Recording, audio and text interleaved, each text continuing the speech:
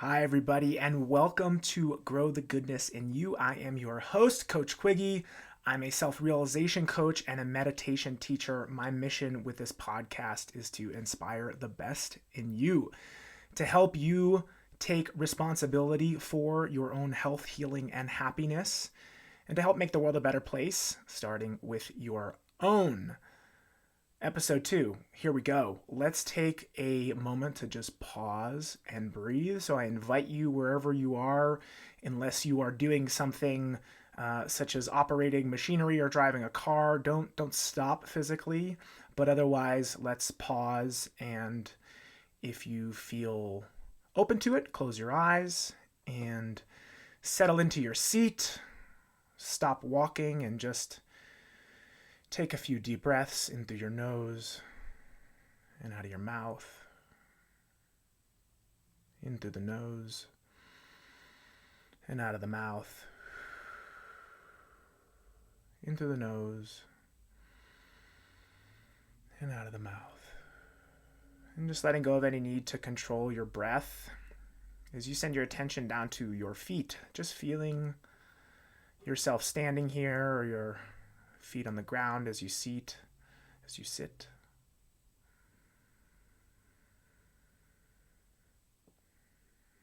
Just feeling into your body for a few moments.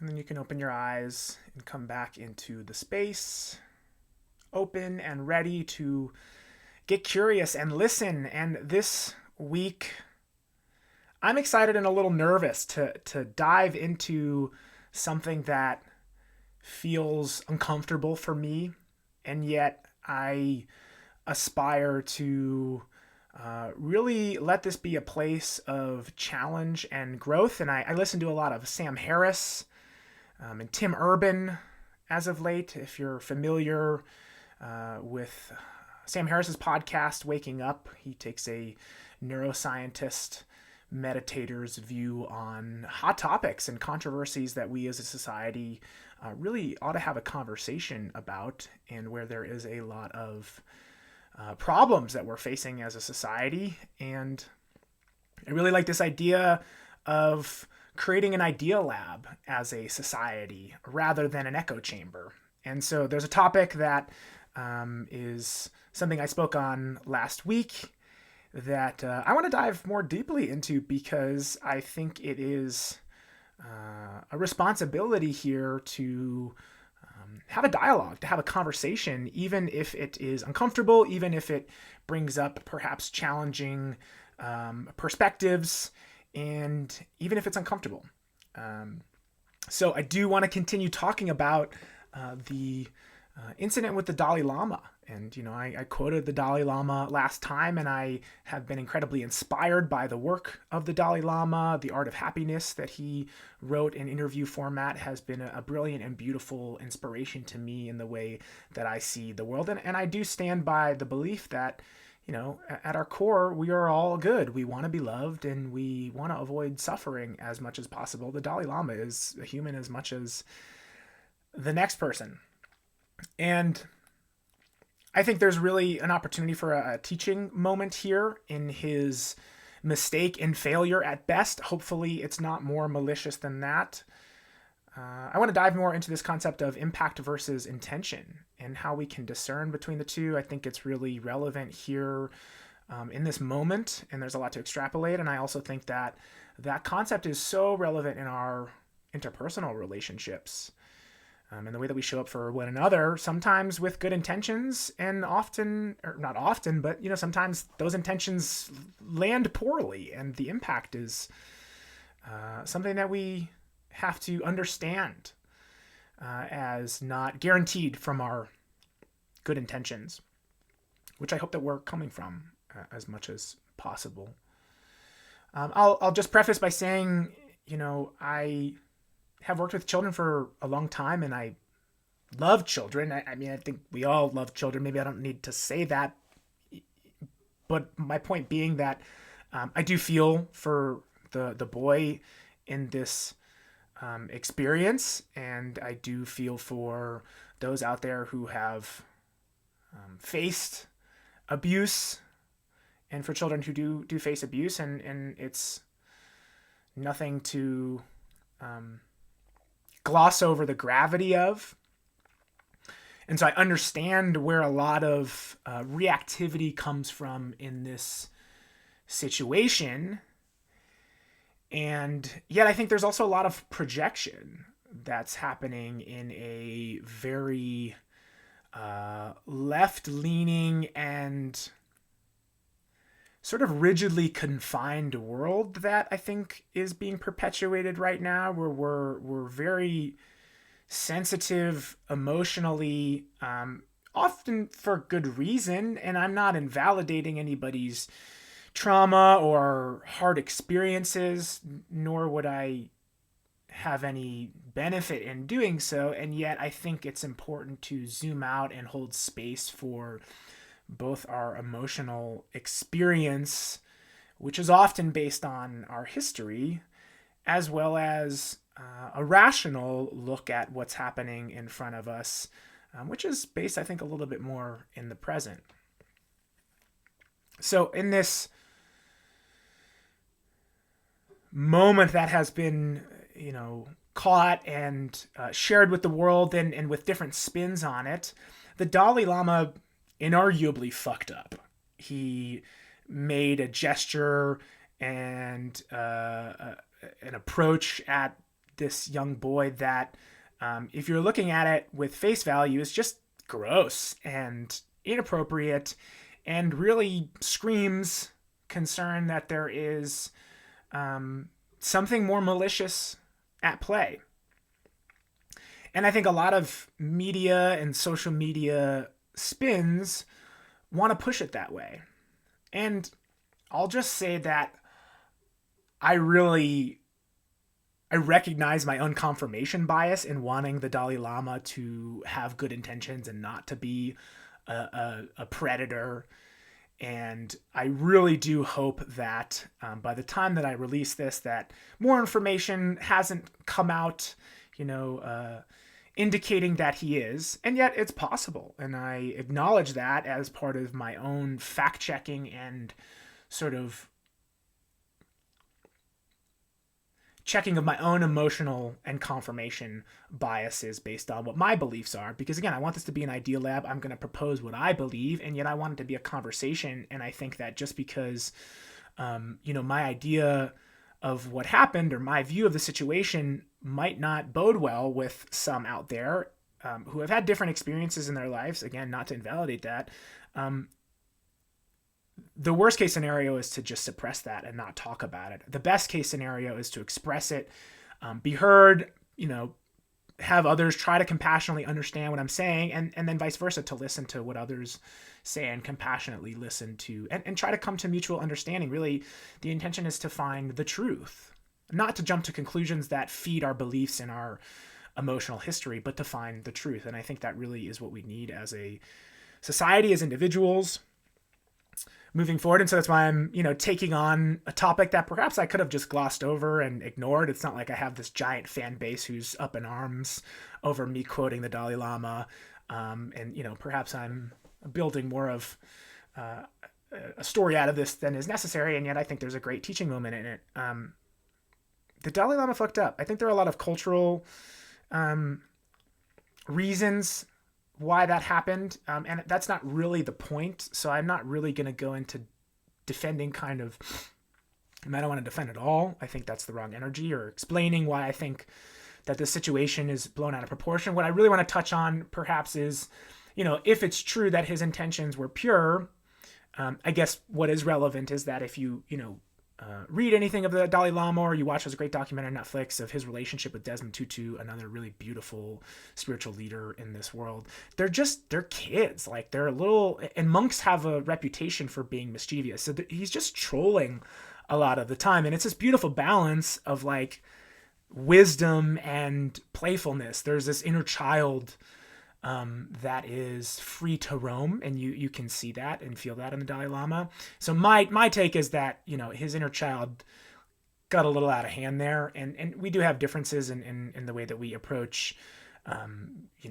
kissing on the lips and on the cheek in our culture in the West compared to some other cultures. I don't, I can't say for sure that that's exactly what happened, but that's the way that I view it.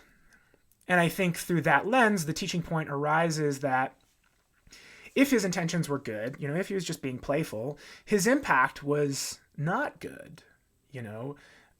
I hope that it was not a severely traumatizing incident for the boy. It very possibly could have been. And I think a really big piece of the equation is, the Dalai Lama administered a public apology. What's the apology look like and the follow-up look like in the aftermath of that mistake? I think that's really important, and I'm not really clear on what that looks like. Yet his impact was, certainly in our view of him, really quite negative. And so the point here is that often we, again, from this belief that we are inherently good on the inside, and we do mean well, compassion and care are, I think, basic tendencies of human beings, and ones that we want to express in our relationships. Often our intentions are incongruent with our impact.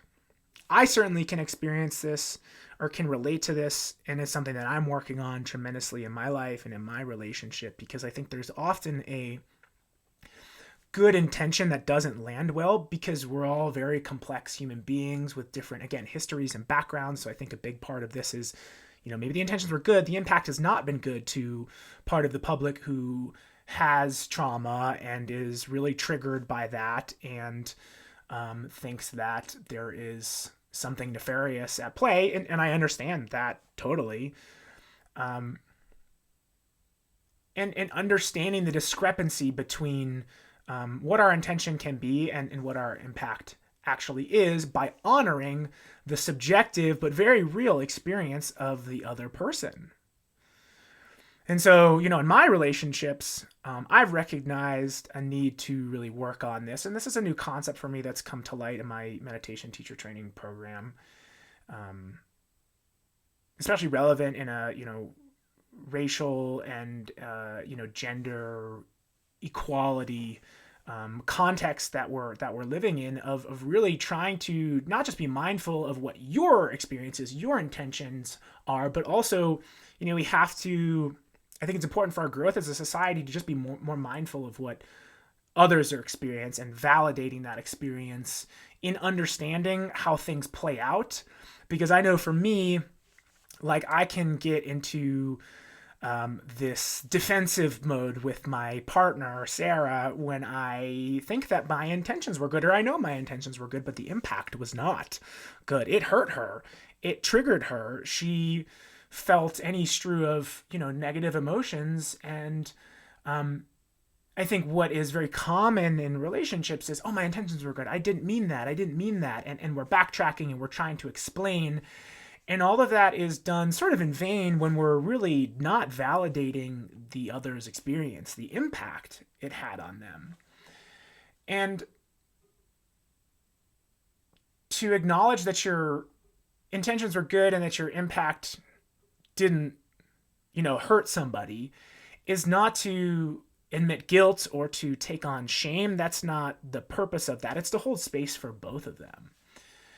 I believe that we need to, in our relationships and as a culture, so this is just like, in our personal relationships, but also, I think this is getting pretty meta, in a societal context. We need to hold space for both of them. We need to recognize that, okay, these are my intentions. Those are true. This is my impact on this person or these people, and that's also true. Can we hold space for both of them without getting wrapped up in shame and guilt and defensiveness and backtracking and trying to argue for our sides and me versus you? That's where we really get dragged down, because the reality is that no matter how good and pure our intentions are, and this, I think, shows in this case where, I believe the Dalai Lama to be one of the most beautiful human beings and voices on our planet. He's fucked up and he's had a hurtful impact. your intentions can be pure, and yet we can still make mistakes. We can still hurt others. Others' experiences of our actions and behaviors are valid as well. And we need to hold space for both of them.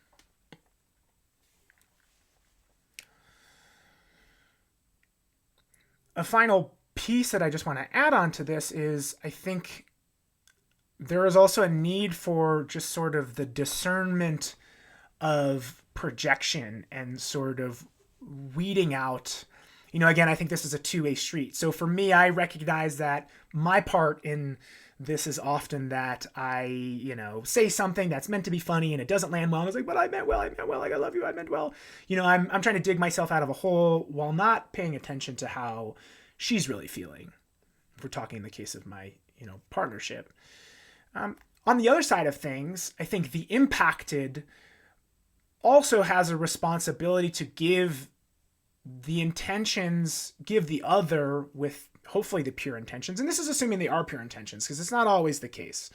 The benefit of the doubt, to try to see and understand that, because that also brings, us back into the present. Again, coming back to that emotional context of, we all have a history of trauma, we have triggers, and, good intentions landed the wrong way will bring up that emotional pain. And that's very real. And yet I think there's a responsibility on that side of the equation, on the impacted, to pause, take a moment to breathe, and to try to discern between where our emotional reaction is coming from and what the intentions of the behavior were, and to remain in a place of dialogue and conversation rather than burying ourselves deeper in our armor. So that requires giving a benefit of the doubt to the, at worst, and I think perpetrator really implies that the intentions were not good. So, giving a benefit of the doubt to the person on the side of the interaction who has, done the hurtful thing or said the hurtful thing. And yet also having radical responsibility for oneself to just look inward and ask, okay, hey, where am I making assumptions about what has happened? What stories am I bringing into the equation, and how are they confirming my own belief, my own bias, my own pains, my own traumas, and how are they getting in the way of connecting or seeing the good in this other person and perhaps actually having resolution? I think at the end of the day is what this does, is we bury ourselves deeper. If we're stuck in intention, I had good intentions, I meant well, we're invalidating the others, through negligence, the other's point of view. We're invalidating that our impact was hurtful, whether it's rational or not, whether it's in the present or not, it's a real experience that the other's having. On the impacted side, if we're triggered and stuck in our emotional view of things that isn't taking into account the intentions and some of the context and the nuances, we're also invalidating the intention, the person whose intentions were hopefully pure. So it's a two-way street. And I think it's absolutely essential for our relationships to be able to discern between the two and to take responsibility for our side of the equation while holding space for the others. And all of this kind of comes back to this big, leap that I'm taking here in this conversation, which is, to teach this in kind of a meta level and try to demonstrate it by, braving the discomfort myself of speaking up about something that could negatively impact people. Because I think the silence is the worst thing, where we get stuck on either side of the equation and we build resentment by not speaking to our true feelings and not holding space for the feelings of one another. A little addendum here. Since I recorded this, I've reflected on the conversation I was having and recognizing that most of my focus was on how I play the role typically of the one who thinks they have the good intentions or has good intentions, but whose intentions have not landed well. And so, upon reflecting on that in my own world, I've recognized, in equal proportion that I often am the one triggered who has been impacted negatively. and how often my partner can have good intentions or does have good intentions. Typically she never has bad intentions, that's for sure. And how my stories can get in the way, and how I can jump to conclusions, armor up, and yeah, I just wanted to speak to that in terms of my own evolution, and how, speaking to this and building awareness around it offers an opportunity for greater awareness and practice from which I can learn and grow. And that's what I want to invite in all of your experiences with yourself and with your partners, with your friends. And I thought it's worth adding that piece. So let's wrap up here with some reflection questions. And I think really, for me, this is most contextually relevant in romantic relationships and partnerships, but it's relevant in friendships and family relationships and coworkers, and again in this bigger sociological experience that we're having. Where do I build walls around my intentions or argue for my intentions being good, and how might that affect the other person in that relationship? Where do I get stuck in impact and build walls on that side of the equation? And how can I, moving forward, try to hold space for both, try to discern between the two, and how can I not shame myself or get stuck in guilt when perhaps my intentions were good but the impact was not? And how can I not get stuck in shame or guilt when I'm impacted and triggered and really upset, and I see the worst in my partner or friend or family member? How can we acknowledge our humanness in tending to these sort of ego defenses? How can I have compassion for where I'm at and be willing to try to make small steps towards becoming more aware about this dynamic, and to try to act more lovingly towards myself and towards my partner or my friend or my family member? I think those reflection questions offer a pretty comprehensive sort of guide towards actionable steps. And I think for many of us, really awareness is going to be the biggest action of just noticing, okay, I'm triggered right now. I've been impacted negatively. How predisposed am I to only see my story? Where does my story come from? What am I perhaps assuming and projecting about the other person? And can I, make a little wiggle room to kind of see where they're coming from or what they meant, and perhaps be compassionate towards them as much as myself? And on the other side of the equation, how can we, when we have good intentions and they don't land and they don't go well, how can we take responsibility for that? How can we act with humility and forgiveness for ourselves, and also, taking accountability for how we have impacted or hurt another, and offer sincere apology and desire to remedy the situation first by just acknowledging how it has impacted the other, without just, defending oneself and one's intentions. Thanks for listening. I acknowledge that this might stir some shit up for some of you, and I hope not too much. I invite you to pause and breathe and, journal and reflect, because I think that's essential to our well-being as individuals and as a culture here in this moment, this really pivotal moment in human evolution.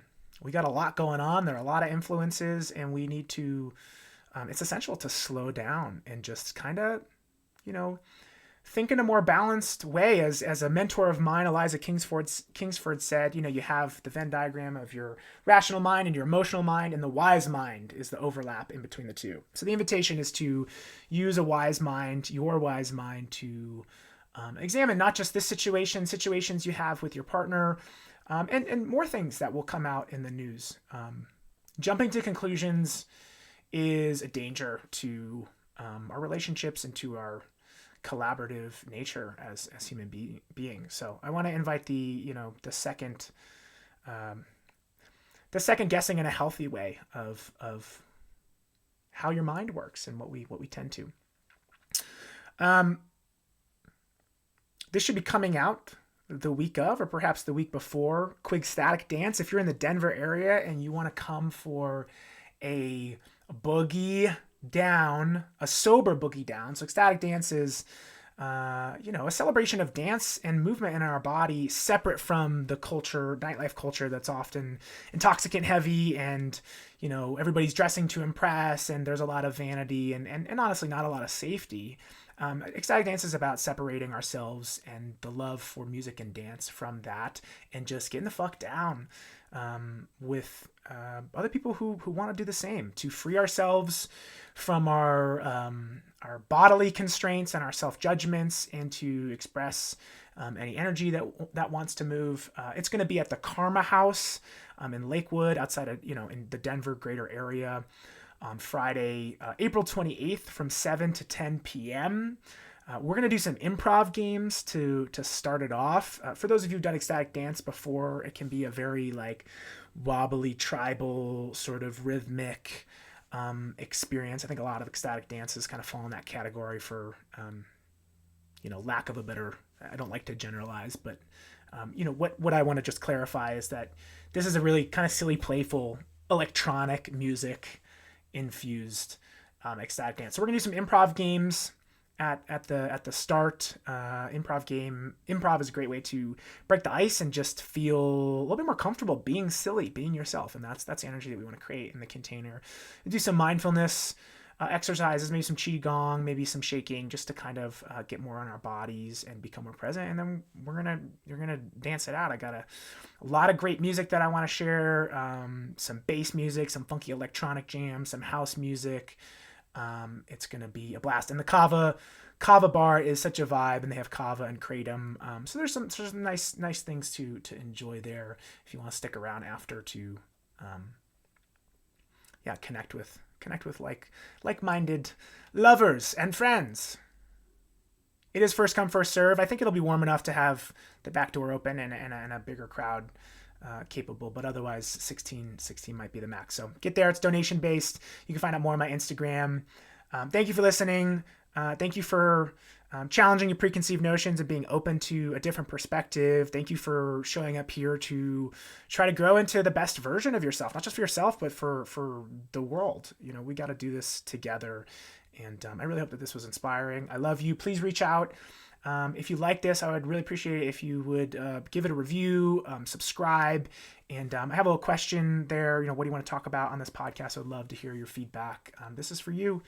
And, if there are any topics that you want me to give a take on, holler, let me know so that I can do that. Okay, I gotta get myself back into my computer. Okay, love you. Bye.